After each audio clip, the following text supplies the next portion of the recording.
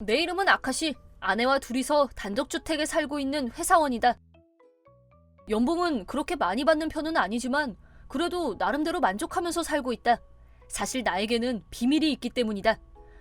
실은 난 회사를 다니면서 취미로 만화를 그리고 있는데 내 만화를 인터넷에 올렸더니 히트를 친 것이었다. 인기에 힘입어 점점 여러 제의가 들어왔고 지금은 소설판도 나와서 거액의 인세가 들어오고 있다.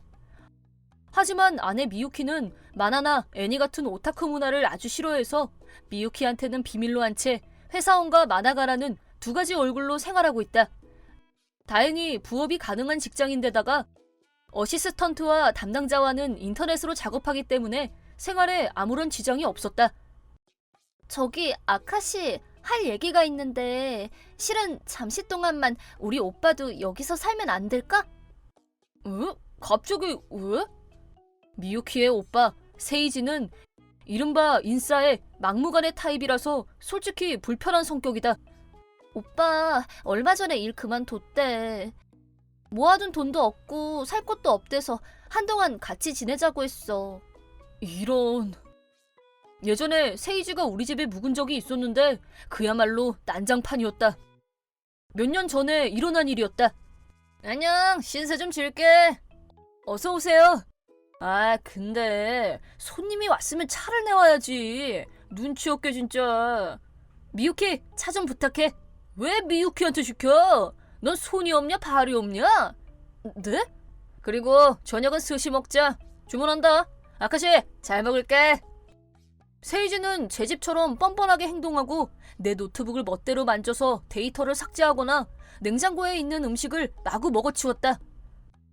절대 안 돼! 뭐? 오빠 지금 살 곳도 없다니까? 불쌍하잖아. 그건 일 그만두고 돈도 펑펑 쓴 형님 잘못이지. 그리고 우리 집엔 남은 방도 없잖아. 컴퓨터 방이 있잖아.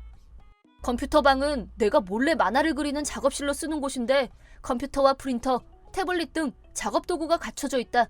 다행히 미유키는 기계치라서 이 방에 들어오는 일은 없었다. 안 돼! 절대로 안 돼! 어쨌든 형님이 온다는 얘기는 없는 걸로 해. 결국 억지로 얘기를 끝내서 형님 일은 없는 걸로 하려고 했는데... 다음날, 그날은 휴일이라서 난 밤새 만화 작업에 몰두하고 있었다. 해가 뜰 때쯤 깜빡 잠에 들고 말았다. 오후까지 자고 있었는데 갑자기 방문에 세차게 여는 소리가 들렸다. 왜, 방 한번 더럽네. 내가 살 거니까 청소 좀 해놔라. 잠깐, 이게 뭐야? 오늘부터 오빠가 이 방에 살 거야. 분노 게이지 30%. 내가 안 된다고 했잖아. 왜 자기 멋대로 결정하는 거야?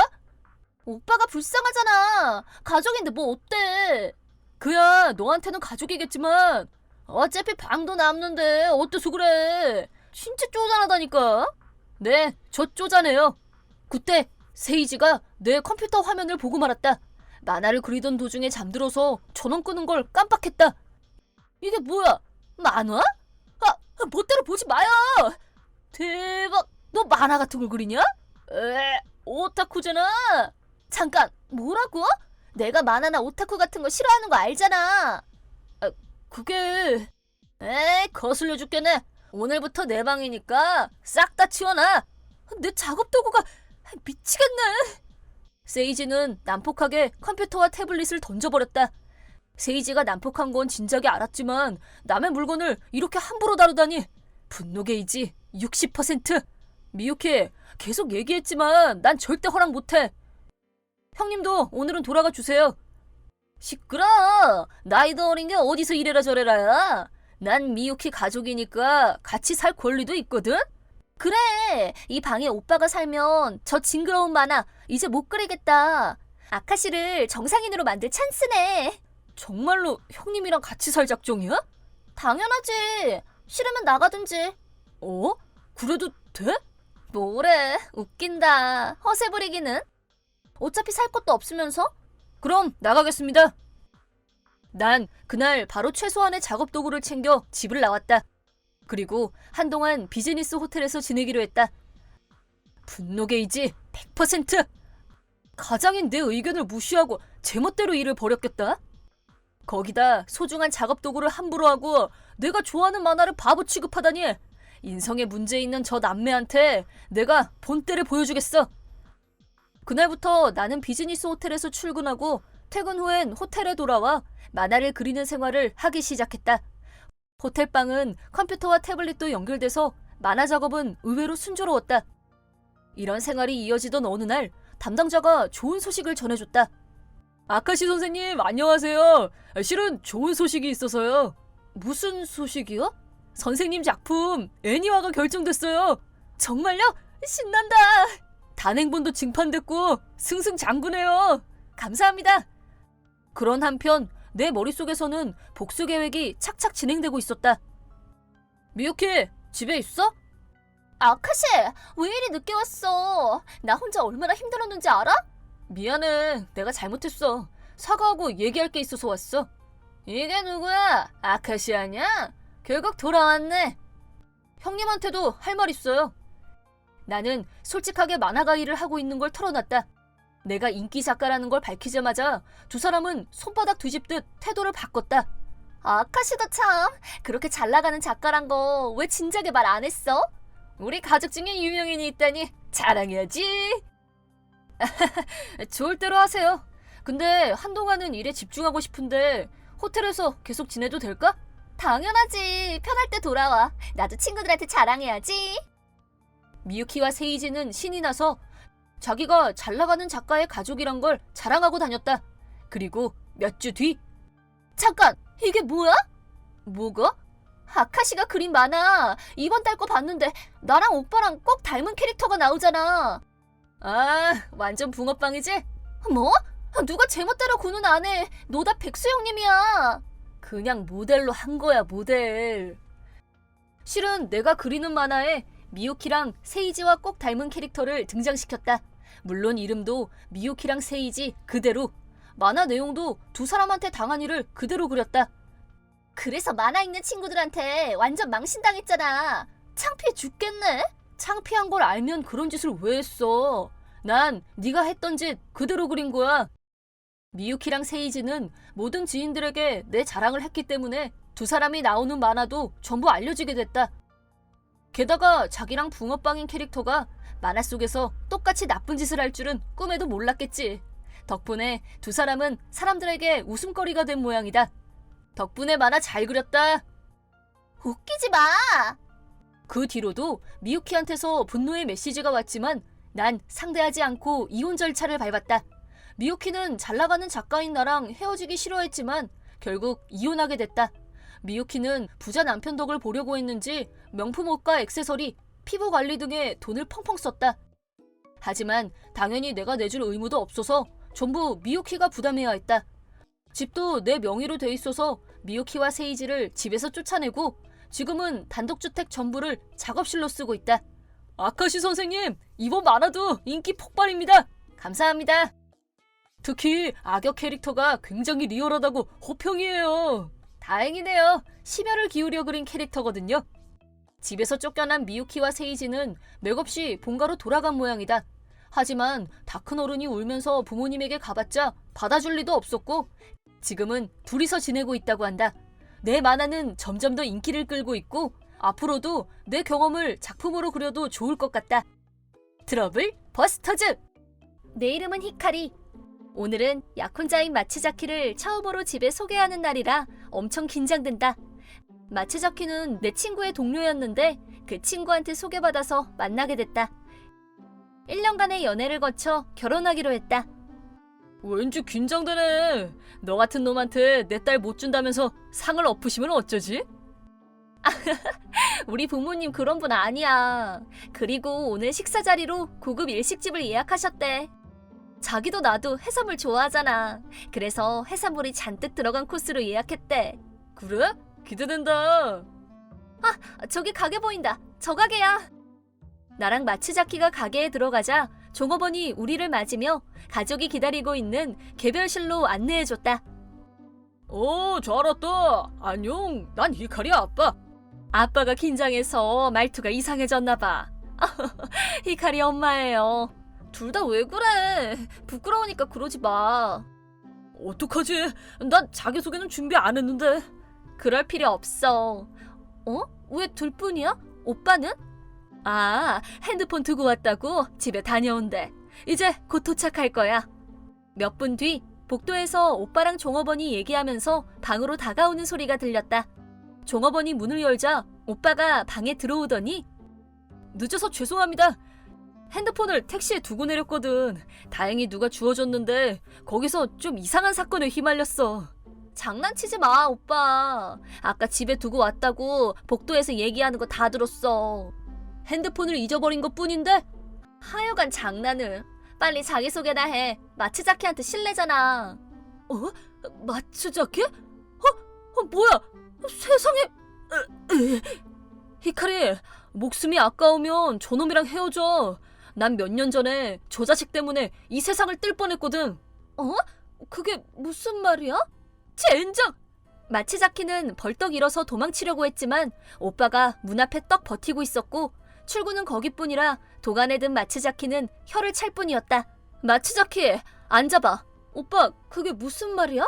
그게 3, 4년 전이었죠, 마츠자키 씨. 제가 입사한 지 얼마 안 됐을 때니까요. 그 당시 마츠자키 씨는 회사 선배였어. 난 전혀 술을 못 마시는 체질이라 신입사원 환영회 때도 선배들한테 잘 설명드려서 오렌지 주스를 마시기로 했거든. 일단 1차는 무탈이 끝났는데 문제는 마츠자키 씨가 억지로 끌고 간 2차였어. 넌 신입 주제에 건방지게 까라면 까야지. 아니요, 전 진짜 술 못 마셔요. 전에 한번 착각해서 술을 마신 적이 있는데 병원에 실려갔거든요. 진짜 못 마셔요.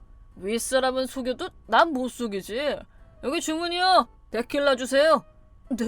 술을 못 마신다니까요? 술은 마시면서 느는 거야, 임마. 자, 코딱지만한 술이잖아. 원샷 해. 뭘 가만히 있어. 얼른 마셔. 원샷! 원샷! 잘 마시네. 토하지 말고. 3잔 더 남았거든. 이거 다 비우기 전까진 집 못 간다. 야, 대답 안 해? 괜찮으신가요? 1인분 안색이 안 좋은데 택시 불러드릴까요? 괜찮아요. 야, 대답 안 해? 저번 분이 걱정하시잖아. 구급차 부를게요. 뭐? 가만히 있어. 괜한 짓 하지 말고. 구급차 부르면 내가 억지로 술 먹여서 아프게 한 것 같잖아. 구급차 부르면 이 가게 망할 줄 알아. 그래도 택시 태워서 집에 보내고 좀 재우면 괜찮아. 자기 집에서 잘못되면 당신도 나도 상관없으니까. 하지만 점원분은 마츠자키 씨의 말을 무시하고 사장과 상의해서 구급차를 불렀어. 만약 그 점원분이 기지를 발휘해 구급차를 부르지 않았다면 난 마츠자키 씨가 데려간 내 자취방에서 조용히 숨을 거뒀을지도 몰라. 이런 일이 있었지. 진짜 큰일 날 뻔했어요. 입원하고 그 다음날 의식을 되찾았거든요. 저한테 사과할 마음 없으세요? 뭐? 내가 누구 때문에 회사에서 잘렸는데? 나야말로 피해자거든? 다 술도 못 마시는 네 잘못이지. 전엔 술 먹였다고 그렇게 된 놈 하나도 없었어. 그리고 히카리는 술 마셔도 멀쩡하거든? 네 몸이 이상한 거야. 이상한 놈은 너라고. 꺼져! 마츠자키는 소리를 꽥 지른 뒤 오빠를 밀치고 가게를 나가서 돌아오지 않았다. 우리 가족들은 어안이 벙벙했다. 히카리, 미안해. 중요한 날을 내가 망쳤네. 아니야, 오빠는 잘못 없어. 근데 그런 일이 있었을 줄이야. 그때는 히카리도 바빠 보여서 그냥 비밀로 했어. 그랬구나. 오빠 고마워. 그런 놈인 줄도 모르고 결혼할 뻔했어. 다들 미안해. 내 결혼은 취소됐지만 모처럼 왔으니까 맛있게 먹자. 사장님, 아까 나간 남자 것도 제가 먹을 테니까 준비해주세요. 나는 어두운 분위기를 날려버리려고 활기차게 2인분을 먹었지만 1년이나 만난 남자친구가 그런 놈이었다니. 슬픔과 상실감으로 집에 돌아와서 눈물을 펑펑 쏟았다. 마음이 좀 진정되자 문득 연락이 왔나 싶어 핸드폰을 들여다봤더니 마츠자키한테서 메시지가 수십 개 와 있었다. 절대 용서 못해. 본때를 보여주지.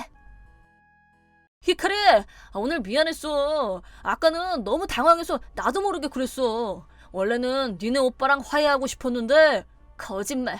오빠한테 다 들었어. 네가 입원비 못 낸다면서 재판을 벌였던 것도, 회사에서 해고 통보를 받자 적반하장으로 오빠 책상에 화풀이를 해놨던 것도. 난 그런 사람이랑 같이 못 살아. 결혼은 없던 걸로 하자. 왜 그 자식 얘기만 믿는 거야? 그럼 둘이서 오빠 상사한테 얘기 들으러 갈까? 제 3자니까 객관적으로 말해줄 것 같은데? 그건 절대 안 돼. 아, 이제 됐다. 그럼 파혼 위자료나 내놔. 300만 엔에 조용히 넘어가 줄게. 안 그러면 니네 집을 엉망으로 만들어주지. 내가 왜 위자료를 내야 하는데? 절대 안 줘. 못 줘. 뭐 고소라도 하든가. 그리고 나한테 널 소개해준 친구한테도 이번 일 전부 얘기할 거야. 상관없지? 그건 왜? 걔는 지금 다니는 회사 동료라서 비밀로 해줘. 전에 회사에서 있었던 일은 얘기 안 했단 말이야. 아니, 당연히 얘기해야지. 소개해준 주선자인데? 난 하지 말라고 말했다. 만약 그 입 안 다물면 다음엔 너를 저 세상으로 보내주마. 나 진심이다. 그래? 여자라고 해서 안 봐준다. 네 오빠처럼 인사불성되도록 술 진탕 먹여서 번화가 뒷골목에 버려줄까? 잠깐 나갔다 올게. 뭐? 이 메시지 경찰서에 보여주러 갈 거야. 이거 명백한 협박이지? 미안해, 거짓말이야. 그러지 마. 이제 와서 사과해봤자 소용없어. 난 너한테 무슨 짓 당할까봐 무서워 죽겠거든? 오빠한테 한 짓, 나한테 한 짓 절대 용서 못해. 파혼 위자료 이딴 거 필요 없으니까 네가 한 짓 반성이나 똑바로 해. 웃기지 마. 너 진짜 하지 마라. 응? 제발 하지 마. 부탁이야. 내가 미안해. 그 후 나는 진짜로 경찰서에 찾아가 신고했고 마츠자키는 경찰한테 체포당했다. 난 전혀 모르고 있었지만 마츠자키는 여러 문제를 일으킨 적이 있어서 부모님은 변호사를 부르고 합의를 하는 일에 익숙했는지 걔가 사과할 일은 없으니 합의하는 게 낫다는 태도였다. 하지만 난 합의를 완강히 거부했다.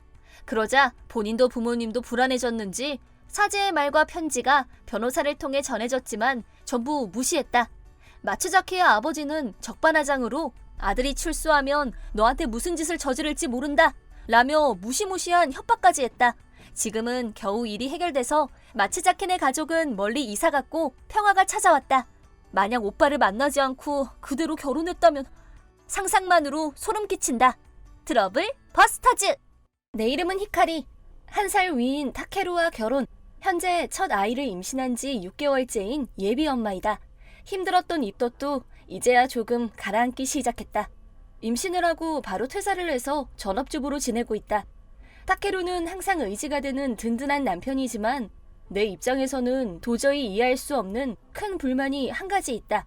그건 바로 타케루의 어머니, 즉 시어머니 미요코 씨가 주 원인이다. 며느리와 시어머니 사이가 쉬운 건 아니지만 나는 시어머니와의 관계에서 한계를 느끼고 있다. 쉽게 말해서 흔히들 말하는 며느리 구박을 내가 직접 당해보니 이게 보통 일이 아니란 생각이 든다. 나와 남편은 시댁, 시어머니 미요코 씨 소유의 집에서 셋이서 함께 살고 있다. 내가 거실에 있는 소파에서 편안한 자세로 쉬고 있을 때 시어머니가 말을 걸어왔다. 예, 히카리, 너 배가 제법 불러왔구나. 네, 요즘 부쩍 배가 커진 것 같아요. 12월이고 날이 추워지면 원래 보통 사람들도 살이 잘 붙잖아요. 그래서 더 그런 것 같은데 이제 허리가 아파요. 그래도 소파에서 이 자세로 있으면 좀 괜찮아지더라고요. 너 참 팔자 좋은 소리 한다. 요즘 것들은 호강에 겨워서 그저 입만 열면 불평불만하는 게 일이지. 참나. 네? 제가 지금 한 말은 불평불만하고 거리가 먼 것 같은데요? 너무 비하기 심하신 거 아니에요?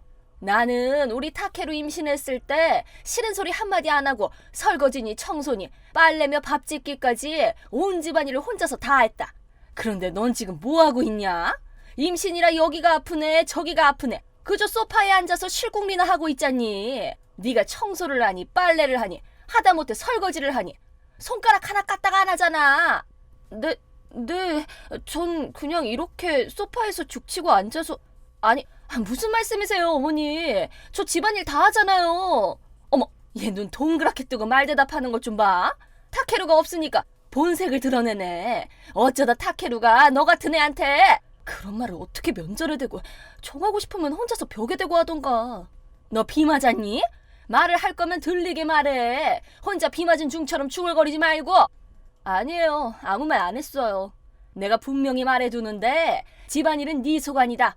네가 손님이 아닌 이상 네가 다 하는 게 당연한 거야. 네, 어머니, 저도 아는데요. 지금 몸이 힘드니까 조금씩 늘려가도록 할게요. 이해해 주세요. 내가 그렇게 말하자 시어머니는 여전히 용납하기 힘들다는 표정으로 나를 보다가 자기 방으로 들어가 버렸다.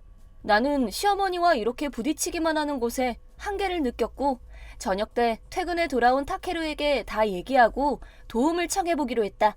타케루, 자기 피곤할 텐데 이런 말 꺼내서 미안하지만 나 어머님하고 이제 정말 한계인 것 같아. 더 이상 못 참겠어. 이대로 지속되면 정신적으로 너무 힘들고 그럼 뱃속 아기한테도 좋을 게 없을 것 같아. 그래, 전부터 계속 그런 말은 했었잖아. 어머니랑 잘 안 맞는다고. 이런 말 하게 돼서 미안해. 그럼 넌 어떻게 하고 싶어? 자기만 괜찮으면 친정에 가서 출산하고 싶은데 어때? 그래, 그게 좋겠다. 장인 장모님 옆에 있는 게 지금으로서는 너나 뱃속 아기한테 훨씬 나을 것 같아. 이해해줘서 고마워. 역시 자기밖에 없어. 나는 남편이 친정에 가서 출산하는 것에 찬성해준 것이 너무 기뻤다. 시어머니와 안 부딪혀도 되고 몸도 마음도 편안한 곳에서 아기를 출산할 수 있다고 생각하는 것만으로도 마음이 편안해지는 것 같았다. 구체적으로 크리스마스 다음 날인 12월 26일에 친정에 가기로 정했는데 다음 날 타케루가 출근한 후 시어머니에게 친정에 가기로 했다는 뜻을 전하자 예상치 못했던 사태가 벌어지고 말았다. 어머님, 저 26일에 친정에 가려고요. 갑자기 그게 무슨 소리냐? 친정에 가서 출산하기로 했어요. 어제 타케루하고 상의했는데 타케루도 그게 좋겠다고 해서 그러기로 했어요. 뭐? 애를 친정에 가서 낳는다고? 네, 그렇게 하기로 했는데요. 대체 요즘 애들은 머릿속에 뭐가 들었니? 생각이란 걸 하긴 하니? 네? 내가 먹여주고 입혀주고 잠까지 재워주고 있는데 뭐? 친정에 가서 출산을 해? 배은망덕해도 유분수지. 사람 뒤통수를 이렇게 치니? 내 아들만 불쌍하지. 제가 무슨 배은망덕에 뒤통수를 쳤다고 이러시는지 친정에 가서 출산하겠다는 것뿐인데요. 시끄럽다. 타케루가 애초에 너랑 결혼만 안 했어도 내가 이렇게 기막힌 꼴은 안 당했을 텐데. 어머님, 지금 그게 무슨 뜻으로 하는 말씀이세요? 너 내 아들 꼬셔서 이 집에 들어와서는 며느리 노릇을 할 생각 자체가 없잖니. 이런 천하의 상것 같으니라고. 이게 말이야 방귀야? 어머님, 그 입단속 좀 하시죠. 시어머니의 막말에 나는 완전히 꼭지가 돌아버렸다. 아무리 시어머니라고 해도 할 말 못할 말이 따로 있지. 불쌍한 건 내가 아니라 저런 사람을 엄마로 둔 타케루야. 그렇게 열이 받은 나는 시어머니에게 처음으로 독하게 반박을 했다. 트러블 버스터! 제가 그동안 꾹꾹 참았었는데 이제 한계예요. 어머님, 저한테 온갖 집안일 다 시켜놓으시고 어머님은 매일 어딜 그렇게 가시는 거예요? 너 정신 나갔니? 말하는 태도가 그게 뭐야? 제가 그동안 알면서 모른 척 해왔는데 며칠 전에도 그랬고 그 전에도 빨래 널면서 보니까 어머님 옷 주머니에서 메달이 나오더라고요. 그거 파친코에서 받으신 거 맞죠? 그게 뭐 어쨌단 거냐? 파친코에 가면 안 된다는 법이라도 있어? 나도 스트레스를 풀 곳은 있어야 살지 않겠니? 스트레스 풀러 다니시는 건 얼마든지 자유지만 집안의 임신부가 그것도 어머니 며느리가 배가 불러오는데 그렇게 툭 하면 파친코를 다닌다는 게 상식적으로 좀 아니지 않나요? 뱃속에 있는 애가 타케루 자식이니까 그건 어쩔 수 없지만 나도 더 이상 너를 그래서 그 다음은 뭐죠? 그건 네 스스로 한번 생각해봐. 그렇게 말하고 시어머니는 자기 방으로 들어가 버렸다. 그날 이후 시어머니와의 관계는 더욱 악화됐고 일상이 지옥처럼 느껴졌다. 타케루 앞에서 울며 하소연하는 시간도 늘어났다. 그래도 크리스마스까지는 참고 있다가 타케루와 파티를 한 후 그날 저녁에 바로 친정으로 가버릴까 하는 생각도 했다. 크리스마스 당일, 그날은 다음날 내가 친정에 가기로 한 것도 있고 해서 배달 음식이기는 하지만 타케루가 특별히 신경 써서 제법 풍성하고 화려한 메뉴로 저녁을 차린 덕에 홈파티 분위기가 물씬 났다. 어쨌든 한 집안에서 셋이 같이 살면서 시어머니 없이 홈파티를 할 수는 없고 해서 내가 직접 시어머니를 부르러 시어머니 방으로 갔다. 어머님, 크리스마스 파티 해야죠. 타케루도 벌써 집에 왔어요. 아니, 타케루가 벌써 왔어? 오늘은 퇴근이 빠르구나.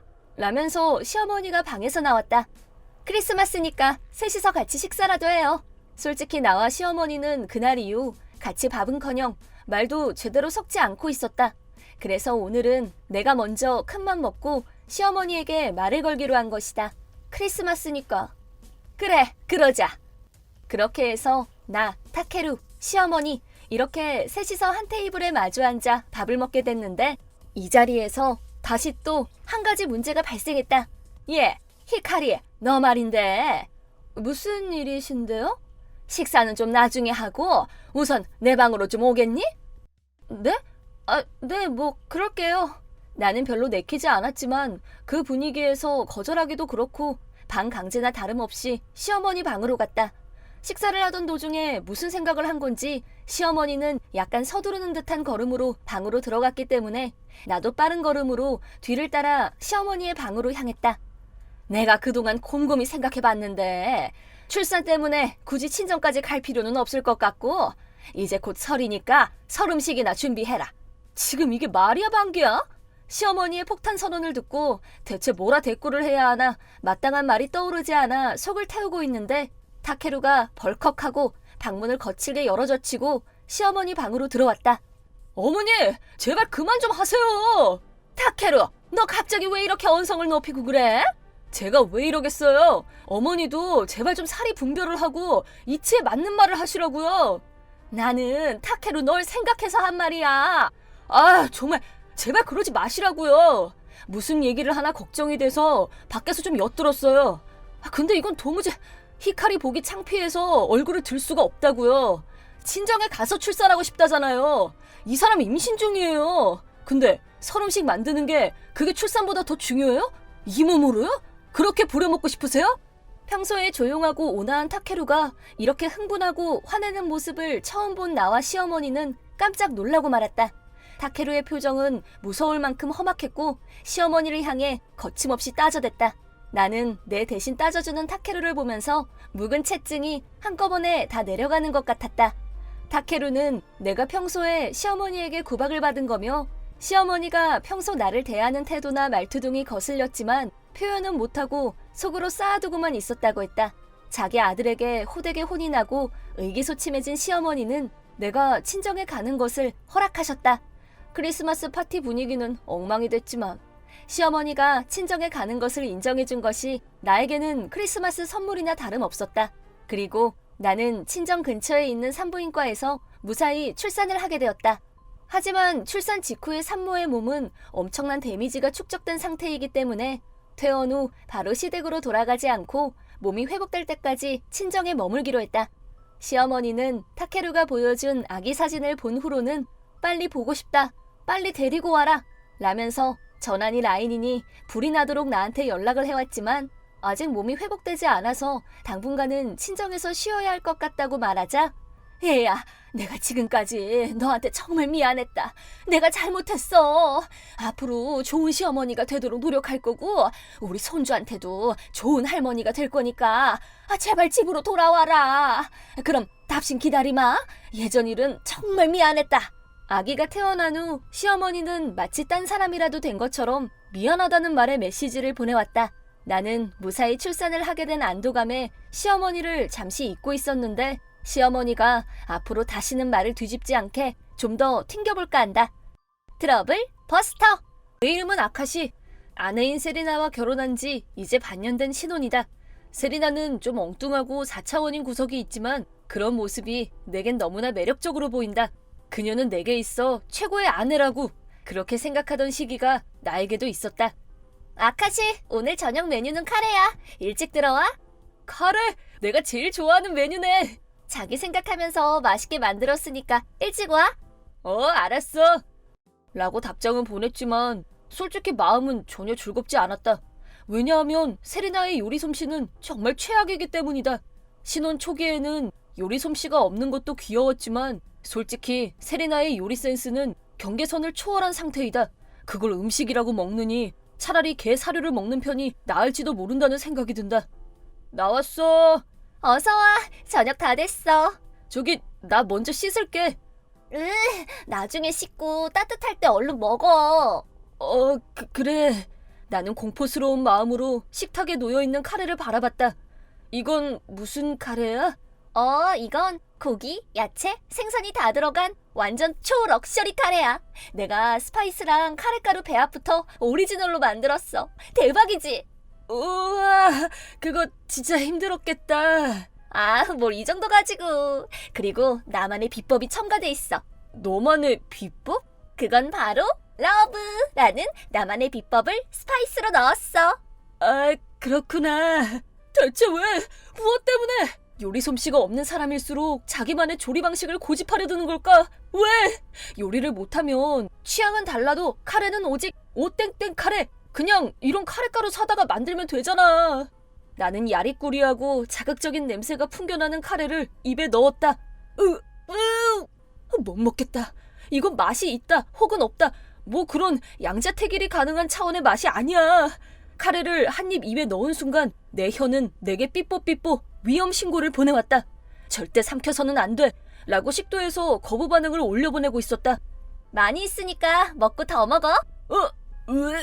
나는 한 입 또 한 입 억지로 삼켜 넘겼다. 만약 내가 이걸 먹지 못하고 뿜어낸다면 세리나가 슬퍼할 것 같아서였다. 하지만 이 참을 수 없는 역겨움. 혹시 지옥에나 있을 법한 가마솥에다가 끓인 건 아닐까? 인간 사바 세계에선 볼 수 없는 맛이 분명하다. 더 먹고 싶은 말에 아직 많이 있어. 억지로 카레를 먹는 동안 내 의지와는 상관없이 정신이 가물가물해져 갔다. 이상하네. 카레가 언제부터 저 세상 문을 두드리는 음식이 된 거지? 그렇게 처음엔 의식이 가물거리더니 그 다음은 호흡곤란, 동기, 현기증이 일어나기 시작했다. 머리가 어지러워.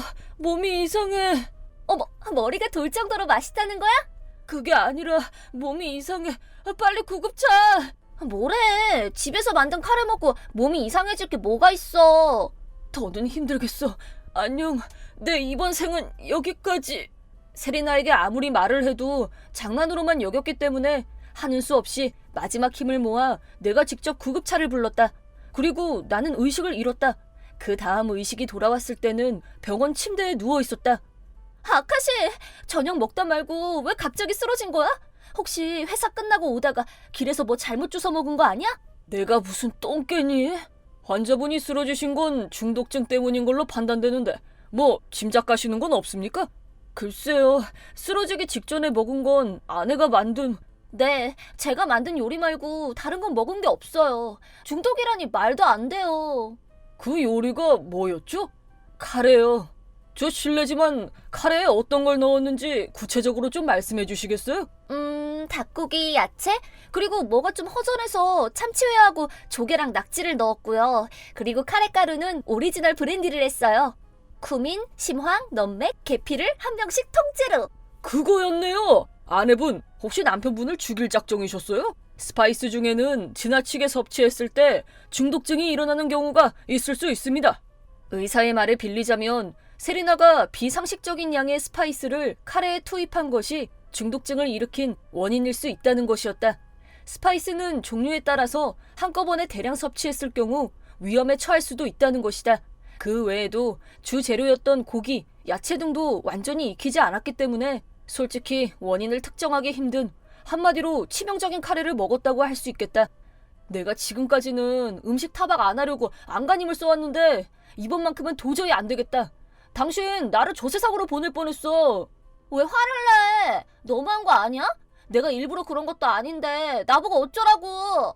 그래서 지금 끝까지 잘했다는 거야? 일부러 그랬음. 그건 살인미수지. 나 또 토할 것 같아. 내가 전생에 무슨 죄를 졌니? 다행히 링거를 맞고 금방 회복이 됐지만 앞으로 세리나가 만든 음식을 도저히 다시는 입에 넣을 자신이 없었다. 내가 이 지경이 됐는데도 미안하다는 말도 반성하는 기색도 찾아볼 수가 없었다. 절대 용서 못해. 트러블 버스터! 세리나, 오늘부터는 요리 스승님을 모시고 음식을 배워보기로 하자. 스승님? 할머니, 그럼 부탁드려요. 그래, 세리나. 나도 잘 부탁한다. 나의 친할머니, 젊은 시절 요리 연구가를 했을 정도로 자타공인 일품 요리사이다. 지금은 은퇴 후 일선에서 물러나 집에서 한가롭게 지내고 계시기 때문에 특별히 세리나를 위해 요리 지도를 해주기로 하셨다. 나 배울 필요 없는데. 우리가 앞으로 결혼 생활을 순탄하게 하기 위해서는 세리나가 요리를 좀 더 잘 배워둘 필요가 있을 것 같아.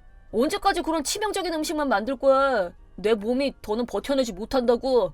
뭐래? 일단 노력이라도 좀 해봐. 할머니한테 제대로 된 음식 만들 때까지 스파르타식으로 가르쳐달라고 내가 부탁해뒀으니까 그렇게 알아.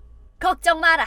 내가 회사에 가 있는 동안 할머니가 매일 집에 와서 세리나에게 요리 수업을 해주기로 약속했다. 이번이 마지막 기회인데 제발 좀 달라졌으면 좋겠다. 그럼 우선 야채를 한번 썰어볼까? 네? 잠깐. 그렇게 하면 안 되지. 칼은 이렇게 잡고. 네, 할머니. 그리고 생선은 요리 전에 손질을 깨끗하게 해야 한다. 손질을 잘해야 잡냄새도 없고 깔끔하고 맛있게 요리가 완성되거든. 네, 할머니. 다녀왔습니다. 우와, 맛있는 냄새가 나. 이제 오니 저녁 준비 다 됐다.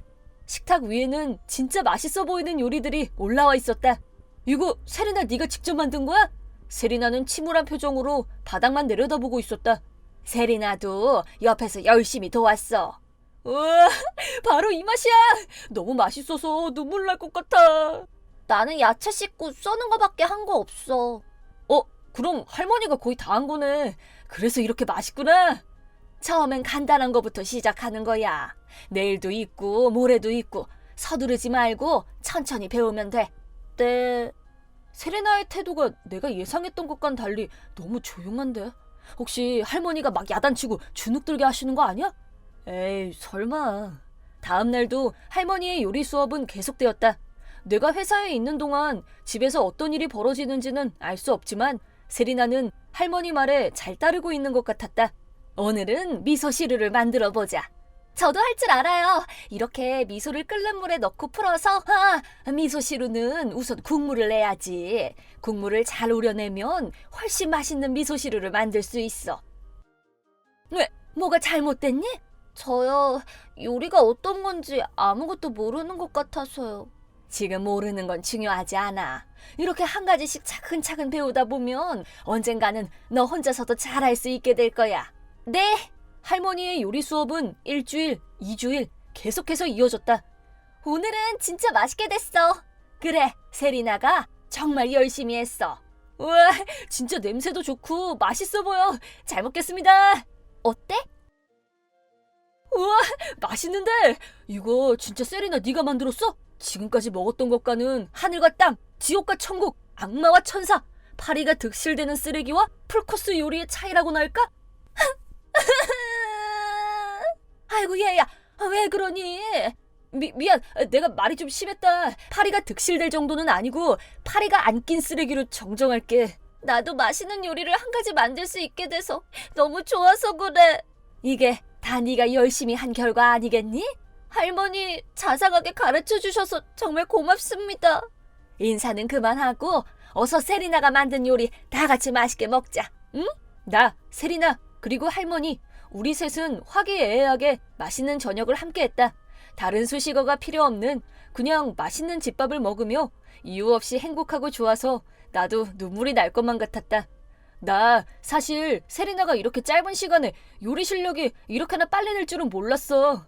스승님이 훌륭하니까 할머니가 너무 잘 가르쳐 주셨어. 아까 너 엉엉 울 땐 진짜 깜짝 놀랐어. 그게 나 어렸을 때부터 엄마 아빠가 거의 집에 없었거든. 그래서 엄마가 만든 음식을 먹은 적도 별로 없고 요리를 배울 일은 더더욱 없었고. 그랬었구나. 그래서 그렇게 기가 차고 숨이 막히는 요리를 만들었구나. 맨날 편의점 도시락 아니면 반찬 가게에서 사온 것만 먹었었어. 그래서 집밥이 뭔지 잘 몰랐거든. 세리나의 부모님은 세리나를 혼자 남겨두고 파친코 아니면 술집에서 살다시피 했고 집에는 거의 들어오지 않았다고 한다. 부모님의 방치 속에서 세리나는 밖에서 사온 음식을 혼자서 먹는 것이 당연했고 가족들이 식탁에 둘러앉아 같이 밥을 먹는 일상도 없었다고 한다.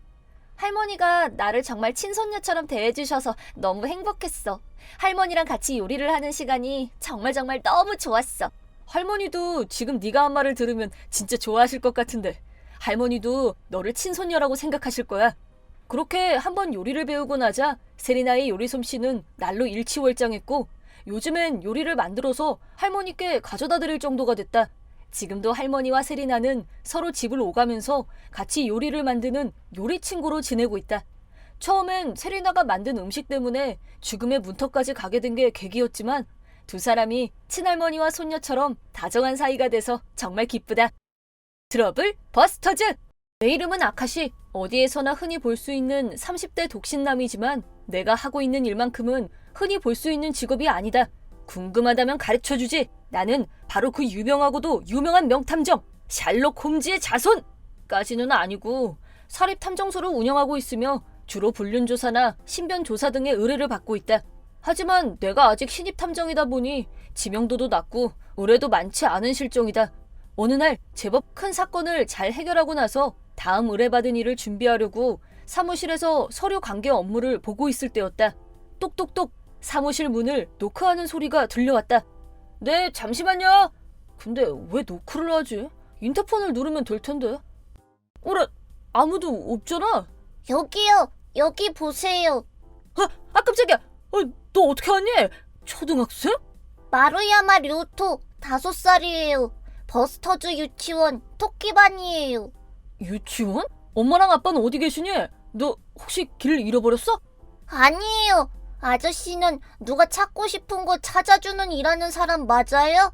뭐, 아저씨? 오늘 일진 왜 이래? 아니야, 아무것도. 그래, 나 그런 일 하는 사람 맞아. 근데 너 그거 어떻게 알았어? 우리 집 우체통에 전단지가 들어있었어요. 여기는 유치원 버스 타는 곳이라서 알아요. 그래. 나도 유치원 버스 본 것 같다. 가끔 아이들이 손 흔들면서 인사하면 나도 같이 손 흔들어주고 그랬는데 거기 류토도 있었겠네. 부탁이 있어요. 나도 돈 낼게요. 너 뭐 찾는 거라도 있니? 응, 엄마 찾고 싶어요. 있잖아요. 엄마가 모르는 아저씨랑 같이 밖에 나가요.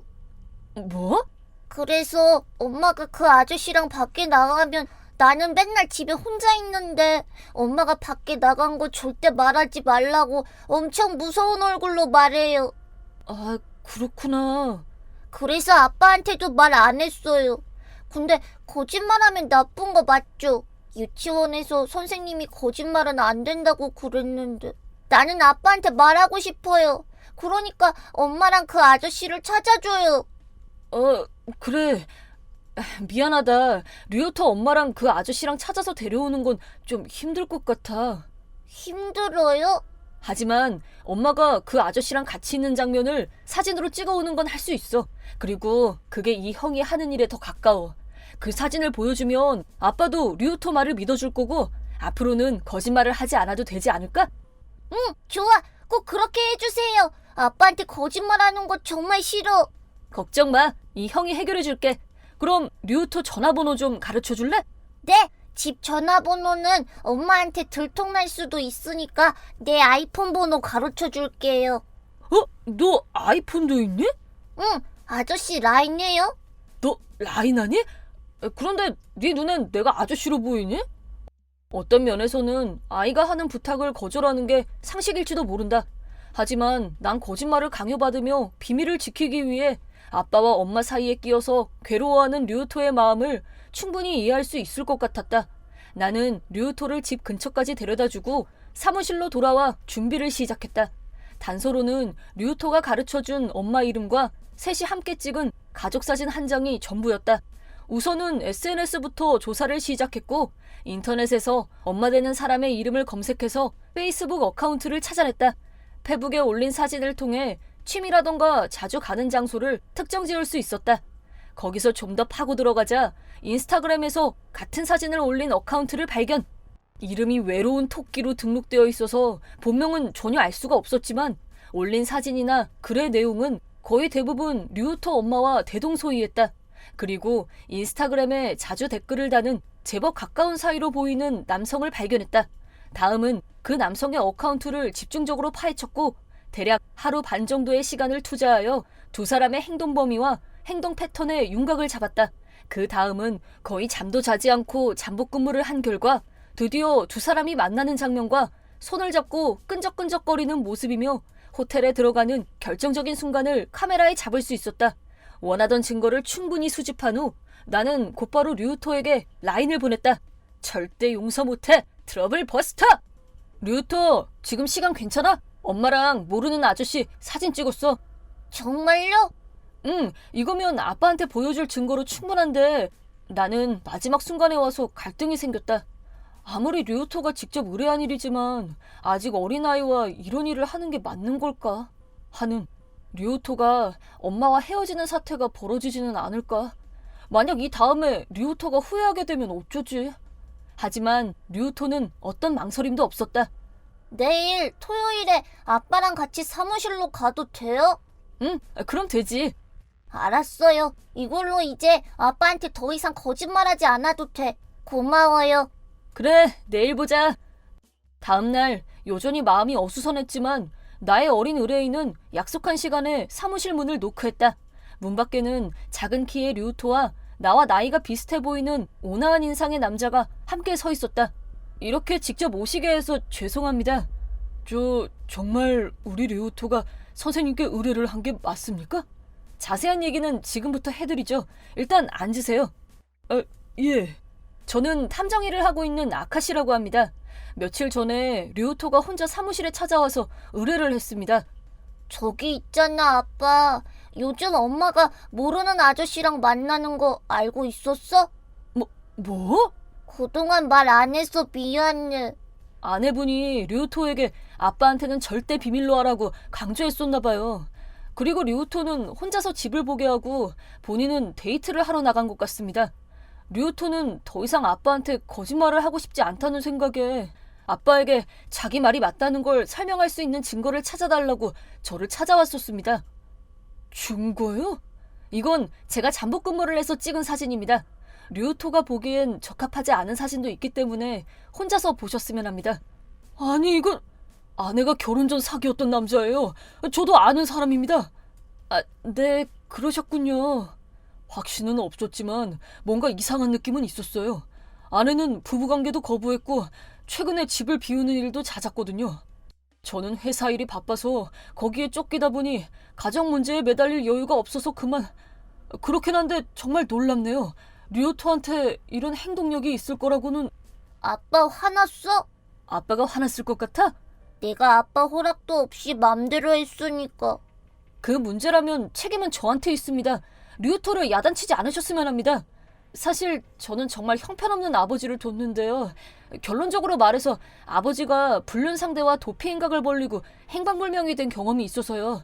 류토가 처한 입장이 남일 같지 않았거든요. 예, 그러셨군요. 이번 일은 제가 감사 인사를 드려야 할 것 같네요. 고맙습니다. 다만 세상에는 아카시 씨처럼 신뢰할 수 있는 어른도 있지만 어린아이도 속이려고 드는 나쁜 사람도 있으니까요. 거기에 대해선 단단히 주의를 주겠습니다. 그런데 지금은 그것보다 아빠, 류토야 있잖아. 엄마가 이제 집에 오지 않을지도 모르겠어. 그 대신에 아빠가 앞으로 더 열심히 엄마가 없어도 외롭지 않게 아빠가 류토랑 더 즐겁고 행복하게 지내겠다고 약속할게. 집에 아빠랑 류토 둘만 있어도 류토 괜찮겠어? 아빠 미안해. 나 한 가지 더 거짓말한 게 있어. 나 그 아저씨하고 만난 적 있어. 그때 엄마가 이 아저씨가 류토 새아빠가 되면 어떨 것 같아? 그렇게 물었었어. 나는 그 아저씨가 새아빠 되는 게 싫어. 난 아빠랑 둘만 있어도 좋아. 외롭지 않아. 난 아빠가 세상에서 제일 좋아. 류토! 고맙다, 류토. 아저씨 사진 찍어줘서 고마워요. 이건 내가 세뱃돈으로 받은 돈인데 아저씨 다 줄게. 아니야, 이 세뱃돈은 다시 넣어둬. 계산은 제가 하겠습니다. 이렇게 열심히 뛰어주셨는데 보수를 안 드릴 수는 없죠. 아닙니다. 이번 일은 순전히 제가 그냥 돕고 싶어서 한 일입니다. 저도 어머니랑 둘이서만 살면서 힘들었던 적은 많았지만 어머니하고는 지금도 사이 좋고 서로 친구 같은 사이예요. 제가 보기에도 류토는 아빠를 정말 좋아하는 것 같아요. 그러니까 앞으로 류토와 둘이서 웃음 잃지 마시고 행복하고 건강하게 지내셨으면 합니다. 류토, 그 세뱃돈 잘 가지고 있다가 갖고 싶은 장난감 있으면 사. 아저씨 고마워요. 아저씨 최고야. 그 후 류토의 아빠와 엄마는 이혼을 했다. 물론 류토의 친권은 류토 아빠가 갖게 되었다. 이혼 과정에서 두 사람은 법정 다툼까지 하게 되었다는데 류토의 엄마는 위자료 지불을 거부했을 뿐 아니라 처음부터 끝까지 피해자 코스프레를 하면서 친권까지 요구했었다고 한다. 정말 놀랍도록 뻔뻔한 인간이 아닐 수 없다. 하지만 류토의 아빠는 끝까지 포기하지 않고 마침내 위자료와 친권, 거기에 양육비까지 받아냈다고 한다. 류토 엄마는 전업주부였기 때문에 위자료라고 해도 미미한 액수에 그쳤지만 류토 아빠는 무엇보다 류토의 친권을 얻어냈다는 것에 안도감과 기쁨을 느꼈는지 곧바로 나에게 라인을 보내왔다. 지금은 부자가 둘이서 서로 의지하면서 행복하게 지내고 있는 것 같다. 눈부시게 환하게 웃는 얼굴로 찍은 둘만의 가족 사진을 가끔 내 라인에 보내오곤 한다. 처음 의뢰를 받았을 때 어린아이라고 그냥 돌려보내지 않길 정말 잘했다는 생각이 든다. 트러블 버스터즈! 내 이름은 아카시. 얼마 전 2살 연하인 여자친구 미우와 결혼을 약속했고 서로의 부모님께 인사를 가기로 했다. 먼저 미우의 부모님을 찾아뵙기로 하고 우리 두 사람은 자동차로 2시간 정도 걸리는 미우의 부모님 댁으로 향했다. 시기가 추석을 앞두고 있었기 때문에 미우의 조상님들께 성묘도 갈 수 있겠다는 생각도 하고 있었다. 차 안에서 미우가 저기 우리 아빠가 조금 특이한 편이거든. 그러니까 무슨 말을 해도 너무 신경 쓰지 마. 갑자기 그런 말을 해서 대체 어떤 분이길래 이러나 싶어 순간 머릿속으로 온갖 상상을 다 해봤다. 하지만 사랑하는 미우를 위해서 내가 먼저 부모님께 좋은 인상을 남겨야겠다는 생각이 더욱 컸다. 저 왔어요, 엄마 아빠. 아이고 우리 딸 어서 와라. 처음 뵙겠습니다. 아카시라고 합니다. 이게 미유 남자친구니? 아빠, 이거라니. 그렇게 말하면 실례야. 내 남자친구 아카시야. 그래. 여보 밥은 다 됐어? 네, 준비 다 됐어요. 내 버번 위스키도 꺼내줘. 알았어요. 많이 마시면 안 돼요. 아버님은 털털하면서도 조금 거칠어 보였고 어머님은 푸근한 느낌이었다. 그런 두 분의 첫인상은 좋은 느낌으로 다가왔다. 하지만 잠시 후 미우가 왜 차 안에서 우리 아빠가 좀 특이한 편이야 라고 했는지 그 의미를 이해할 수 있었다. 나는 식사를 하기 전에 먼저 미우와의 결혼을 승낙받고자 용기를 내어 결혼을 허락해달라는 말씀을 드렸다. 아버님, 어머님, 식사를 하기 전에 두 분께 먼저 드리고 싶은 말씀이 있습니다. 미우와 결혼하고 싶습니다. 꼭 해주겠습니다. 응? 꼭 해주겠습니다? 뭘 말인가? 자네 행복하게를 빼먹은 거 아닌가? 죄송합니다. 제가 너무 긴장을 해서 그만. 그래서 행복하게 해줄 건가 말 건가? 미우를 꼭 행복하게 해주겠습니다. 좋아, 잘 알았네. 그럼 밥이나 먹지. 의외로 간단하게 결혼 승낙을 받은 것 같아서 마음이 놓였다. 그리고 이어서 어머님이 정성껏 만드신 요리가 한 상 가득 차려졌고 함께 식사를 시작했다. 어머님, 아버님으로부터 우리 두 사람이 어떻게 만났는지, 어디서 어떻게 데이트를 했는지 등등 질문 공세가 이어졌다. 나도 미우도 쑥스러움을 참아가며 열심히 대답을 했는데 얘기를 나누며 계속 술을 드시던 아버님이 점점 취해가는 게 느껴졌다. 취하다 보니 덩달아 기분도 점점 좋아지는 것 같아 보였고 그땐 그냥 그러려니 했었다. 시간이 조금 지나고 술이 더 오르자 갑자기 아버님의 행동이 달라지기 시작했다. 아카시, 너 뭐야? 술 안 마실 거야? 네, 제가 알코올 알레르기가 있어서요. 죄송해요. 알코올 알레르기? 그게 뭐 하는 건데? 뭐 러시아 사람 이름이라도 되나? 결혼 승낙 받으러 와서 장인이 주는 술 한 잔도 안 받겠다는 게 말이 돼? 안 받는 게 아니라 알코올 알레르기라 술을 마실 수가 없어서요. 그래서 뭐야? 나랑 같이 술은 못 마신다 이거야?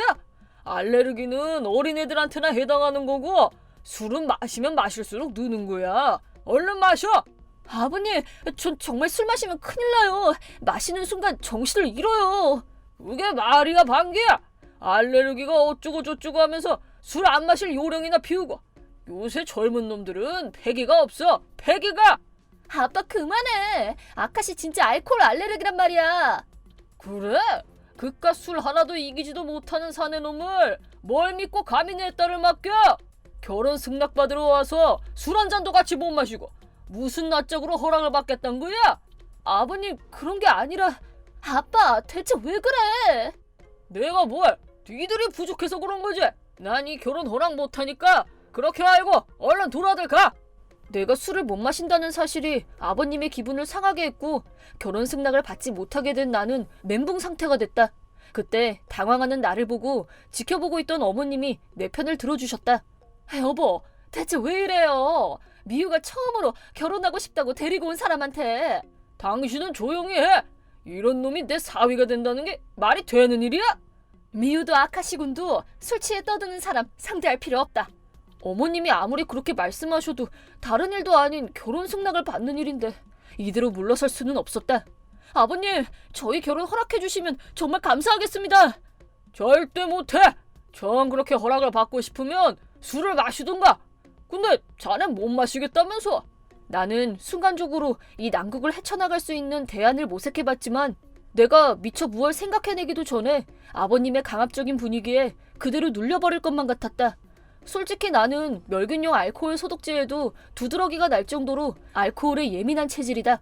주사 전에 하는 알코올 소독은 물론 요리에 넣는 술도 완전히 증발시키지 않으면 먹을 수 없을 정도이다. 그런 내가 술을 마신다는 건 상상할 수 없는 일이다. 하지만 오늘 아버님께 결혼 승낙을 받아내기 위해서 지금 어떻게 해야만 하는 걸까? 그 생각으로 머릿속이 어지러운 나에게 자네 우선 한 모금 마셔봐. 누가 알아? 의외로 술술 잘 넘어갈지. 허락받고 싶으면 마시라고. 아버님, 그것만은 제발. 진짜 안 된단 말이야, 아빠. 그때 불쑥 아버님이 술잔을 내 얼굴에 갖다 댔고 기울어진 술잔에서 버번이 내 입으로 흘러들어와 저절로 한 모금을 꿀꺽 삼키고 말았다. 난생 처음 마시게 된 술 맛은 목이 타들어가는 것 같았다. 맛이 있고 없고 그런 차원으로 설명할 수 있는 것이 아니었다. 억지로 비유하자면 나를 어디론가 데려가려는 듯한 맛이라고 할까? 내 생명을 쥐락펴락하는 그런 맛. 봐봐, 아카시, 내가 뭐라고 했어? 자, 내친 김에 한 잔 더. 전 이미 몸이... 뭐야? 아버님의 위압적인 태도에 내가 할 수 있는 대응은 웃으며 넘기는 것뿐이었다. 하지만 그런 내 태도가 못마땅하셨는지 화가 난 아버님은 내 얼굴에 술을 뿌렸고 그 순간 온 집안이 정적에 휩싸였다. 아카시! 이놈의 자식! 내가 한 잔 잘 따라주겠다던데 네가 그걸 마다해? 아빠 너무한 거 아니야? 실망이에요. 당신 대체 채통 없이 뭐 하는 거예요? 아카시군, 오늘 일은 내가 대신 사과할게. 미우와 어머님이 내 얼굴과 옷을 수건으로 닦아주었다. 그러나 그땐 이미 전신에 알코올이 퍼져나갔는지 정신없이 취해버렸고 입에서 거품을 뿜어내며 의식을 잃고 쓰러졌다. 정신을 차리고 보니 병원 침대에 누워있었고 옆에 미우의 얼굴이 보였다. 나 어떻게 된 거야? 아카시, 정신이 들어? 진짜 다행이다. 어떻게 된 건데? 아카시, 진짜 미안해. 우리 아빠 때문에 정말 미안해. 진정하고. 미우 말에 의하면 나는 급성 알코올 중독으로 응급차에 실려 병원에 왔다고 한다.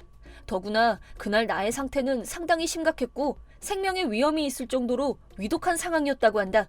미우에게 설명을 듣고 난 잠시 후 아버님이 병실 문을 박차고 들어오셨다. 아버님이라도 예외는 없다. 트러블 버스터! 아카시군! 아유, 다행이다. 이제 정신 좀 드나? 걱정 끼쳐드려서 죄송합니다. 아빠, 당장 나가. 지금 누구 때문에 이렇게 됐는데? 아니, 누가 알고 그랬냐고? 내가 상상이나 했겠어? 이 사람 자칫하면 죽을 수도 있었다고. 알아? 무슨 면목으로 여기 왔냐고. 미우야, 그만해. 나 괜찮아. 아버님, 그날 술을 많이 드신 건 알지만 저는 아버님이 억지로 먹인 술 때문에 하마터면 목숨을 잃을 뻔했습니다. 저로서는 간단히 용서할 수 있는 일이 아닙니다. 아빠, 잘 들어. 뭔데? 아카시가 깨어난 걸 보고 난 완전히 생각을 굳혔어. 아빠하고 이제부터 부모 자식 연을 끊을 거야. 딱! 어디서 연을 끊는다는 말을 그렇게 쉽게 해? 아니, 아빠 때문에 멀쩡한 사람이 죽을 뻔했어. 만약에 정말 아카시가 죽었으면 나도 따라갔을 거야. 뭐? 나한테 소중한 사람이 갑자기 내 옆에서 사라질지도 모른다는 두려움이 어떤 건지 아빠가 알기나 해? 미우, 이제 그만해. 네 덕분에 나 안 죽고 이렇게 네 옆에 있잖아. 그리고 이번엔 어머님이 병실로 들어오셨다. 아카시군, 정신이 들었나 보네. 다행이다. 다행이야. 어머님은 내 얼굴을 보자마자 나를 끌어안고 엉엉 우셨다. 이번 일은 정말이지. 입이 10개여도 할 말이 없어. 어머님, 저 이제 괜찮아요. 걱정해주셔서 고맙습니다. 이렇게 좋은 청년을 잘못되면 어쩔 뻔했어. 당신 정말 사람도 아니야. 나도 이번 일은 반성하고 있다고. 어머님, 저 금방 좋아질 거예요. 퇴원도 곧 할 거고요. 나 결심했어요. 이혼합시다. 당신 같은 사람하고는 더는 못 살아요. 뭐야? 갑자기 왜 이래? 이번 일은 정말 잘못했어. 한 번만 용서해줘. 응? 엄마, 그렇게 해요. 내가 소중하게 생각하는 사람이 다른 사람도 아니고 아빠 때문에 죽었을 수도 있다는 생각하면 소름 끼치고 화가 나서 견딜 수가 없어. 살인미수를 저지를 뻔한 사람이 내 남편이라는 게 나도 소름 끼친다. 알았어. 알았다고. 내가 정말 잘못했어.